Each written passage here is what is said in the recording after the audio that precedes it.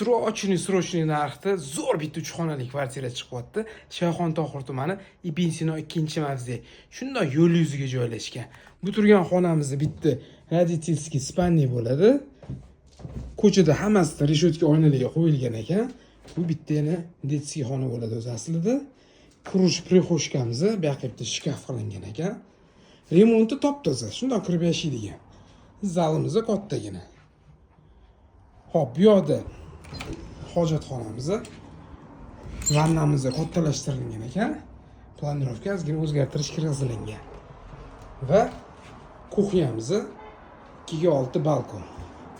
Shundoq Bozorxon eski Bozorxon to'yxonaning ro'parasi, ko'pchilik eskitdan biladigan Barnon kafening ro'parasida.